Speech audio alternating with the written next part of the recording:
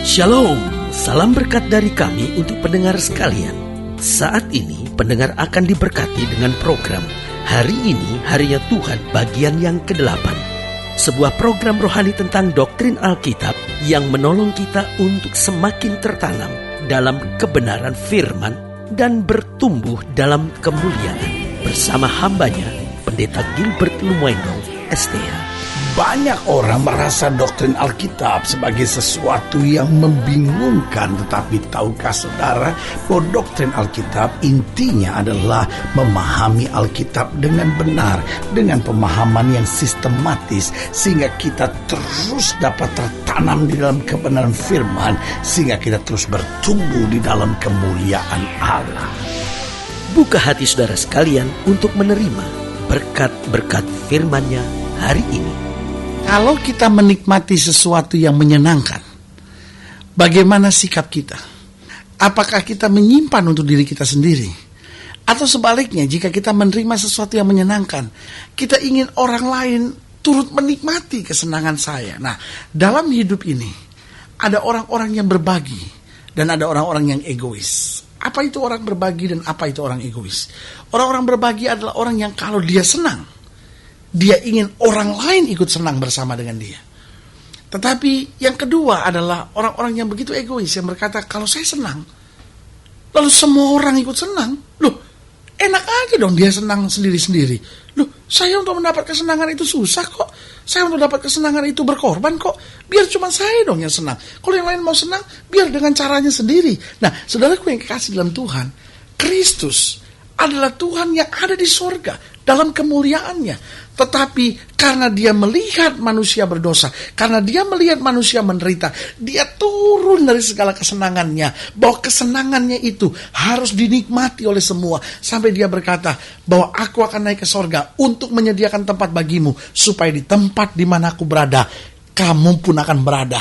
Karena aku menikmati sorga, aku menciptakannya, maka semua kamu harus berada bersama dengan aku di dalam kemuliaanku. Haleluya. Saudaraku yang kasih dalam Tuhan, tidak bisa saya bayangkan betapa bahagianya keluarga kita, betapa bahagianya dunia ini, betapa bahagianya hidup ini, kalau setiap kita punya sikap seperti itu. Kalau saya bahagia, saya ingin membahagiakan orang lain. Hidup saya harus jadi berkat buat orang lain. Bukan kalau saya bahagia, orang lain biarkan dengan penderitaannya. Nah, saudaraku yang kasih dalam Tuhan, kalau setiap kita berkata, saya telah diberkati Tuhan, saya mau jadi berkat buat sesama, dunia ini akan menjadi dunia yang dipenuhi dengan kemuliaan Allah. Haleluya. Selamat datang dalam program kita hari ini, Harinya Tuhan, sebuah program rohani yang membawa kita dalam pemahaman tentang firman Allah, sehingga kita menjadikan firman Tuhan dasar keseharian hidup kita, sehingga kita melangkah hari demi hari, bukan berdasarkan kemauan, kekuatan, dan kemampuan kita, tapi hari demi hari kita berjalan seturut dengan firman Allah.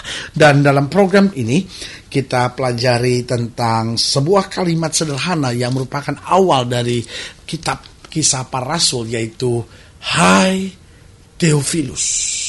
Nah, saudaraku yang kasih dalam Tuhan, kalimat ini sebetulnya sederhana, hanya sebuah ucapan pembuka ketika seorang bertemu, Hai John, Hai Rina misalnya, Hai Budi, Hai Susi, ya kan? Itu kalimat biasa, kalimat salam, kalimat pembuka, di mana orang menyebut, orang memanggil seseorang.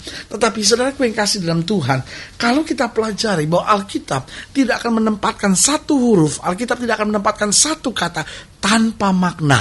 Itu sebabnya kita dapat mempelajari setiap bagian-bagian ayat demi ayat firman Tuhan, dan pasti akan memberikan kekuatan iman buat kita. Nah, Kisah Para Rasul 1, Kisah Para Rasul 1 ayat yang pertama sampai ayat yang kelima, ini akan kita pelajari bersama. Hai Theophilus, dalam bukuku yang pertama aku menulis tentang segala sesuatu yang dikerjakan dan diajarkan Yesus. Sebagian penafsir Alkitab menafsirkan bahwa penulis kitab Kisah Para Rasul ini adalah Lukas. Jadi Kisah Para Rasul ini sebetulnya Lukas bagian yang kedua. Dia sudah menjelaskan segala sesuatu tentang Yesus dan apa yang diperbuatnya. Nah, sekarang dia mau menggambarkan tentang kuasa kemuliaan yang dialami setelah peristiwa kebangkitan. Karena itu dengan tegas dia mulai suratnya, Hai Theophilus, dalam bukuku yang pertama, maksudnya dia bicara tentang Injil Lukas, aku menulis tentang segala sesuatu yang dikerjakan dan diajarkan Yesus, sampai pada hari ia terangkat, Sebelum itu ia telah memberikan perintahnya oleh Roh Kudus kepada rasul-rasul yang dipilihnya. Karena ingat di dalam Lukas pasal yang terakhir, di ayat yang ke-48, Lukas 24 ayat 48, Yesus menutup semuanya dengan, kamu adalah saksi dari semuanya ini. Dan aku akan mengirim kepadamu apa yang dijanjikan Bapakku.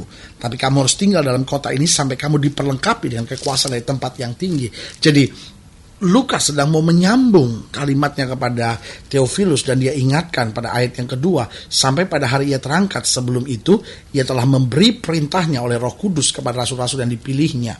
Kepada mereka ia menunjukkan dirinya setelah penderitaannya selesai, dan dengan banyak tanda ia membuktikan bahwa ia hidup. Sebab selama 40 hari ia berulang-ulang menampakkan diri dan berbicara kepada mereka tentang kerajaan Allah. Pada satu hari ketika ia makan bersama dengan mereka, ia melarang mereka meninggalkan Yerusalem dan menyuruh mereka tinggal di situ dan menantikan janji Bapa yang demikian katanya, telah kamu dengar daripadaku. Sebab Yohanes membaptis dengan air, tetapi tidak lama lagi kamu akan dibaptis dengan Roh Kudus. Nah, saudaraku yang kekasih dalam Tuhan, dalam ayat-ayat bacaan ini ada pelajaran-pelajaran penting yang luar biasa yang kita bisa pelajari. Dan saya melihatnya khusus justru dari panggilan dan sebutan, Hai Theophilus. Jadi apa sebetulnya yang mau dijelaskan oleh Lukas di sini atau penulis surat ini kepada Theophilus ini? Yang pertama saya pelajari bahwa surat ini mau menunjukkan pengenalan tentang Yesus. Jadi dia mau jelaskan, hai Theophilus, dalam bukuku yang pertama aku menulis tentang segala sesuatu yang dikerjakan dan diajarkan Yesus.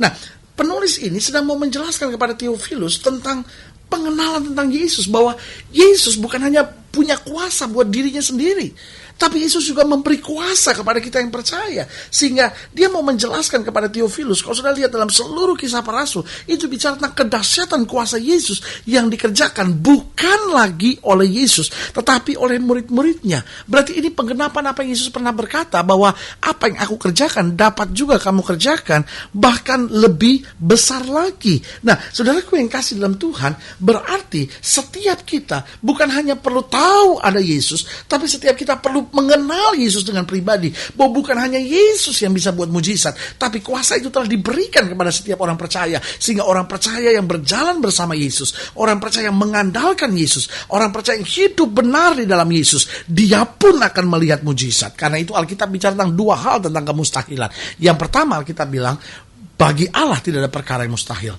Tapi dalam bagian lain dalam Alkitab juga dikatakan, bagi orang yang percaya tidak ada perkara yang mustahil. Jadi ingat ya, apa sih pelajaran penting di balik surat ini? Yang pertama, surat ini menunjukkan pengenalan tentang Yesus, bahwa setiap kita harus mengenal Yesus dengan betul. Yang kedua, pelajaran yang kita bisa ambil, surat ini menunjukkan cintanya. Nah, karena itu Lukas bicara kepada Theophilus untuk menyatakan cintanya. Ini loh, cinta saya, karena cinta saya ini, saya mau kamu tuh ngerti gitu. Karena cinta saya ini, saya tuh ingin kamu tuh melihat kuasa Tuhan. Karena itu kan dikatakan, hai Theophilus, dalam bukuku yang pertama aku menulis tentang segala sesuatu yang dikerjakan dan diajarkan Yesus. Bisa saja dia bilang, cukup dong, aku kan sudah kasih tahu kepada Theophilus tentang segala sesuatu yang dikerjakan, ajarkan Yesus. Nah, terserah dia mau percaya kek, mau nggak percaya kek. Tapi yang saya lihat di sini, bahwa dari kalimat hai Theophilus, dia tunjukkan cintanya yang luar biasa, bahwa betul aku sudah memberitahukan kepadamu segala sesuatu yang Yesus kerjakan dan ajarkan. Tapi sekarang ada sesuatu lagi yang aku mau bagikan tentang kuasanya yang dipercayakan kepada orang-orang yang hidup bersama dengan dia. Nah, saudaraku yang kasih dalam Tuhan, berarti yang pertama, apa yang harus kita buat? Kita harus jadi orang-orang yang mengenal Yesus dengan betul. Tapi yang kedua, kita harus jadi orang yang hidup dalam cinta, hidup dalam kasih.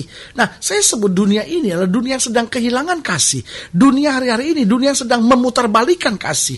Bahkan dunia hari-hari ini, dunia yang sedang mempermainkan kasih. Dunia yang mempermainkan cinta, cinta diobral, cinta dipakai untuk mendapatkan uang, cinta dipakai untuk menyengsarakan. Dan saudaraku yang kasih dalam Tuhan, dari sini kembali saya melihat bahwa dunia ini, dunia yang memang sedang berkamuflase dengan cinta. Tetapi sebagai hamba Allah, ini yang saya mau ingatkan, cinta orang percaya harus cinta yang tulus, cinta kepada Tuhan, cinta kepada sesama, dan juga cinta kepada keluarga. Dan saudaraku yang kasih dalam Tuhan, cinta seperti ini hanya kita dapatkan waktu kita mengenal Yesus dengan betul.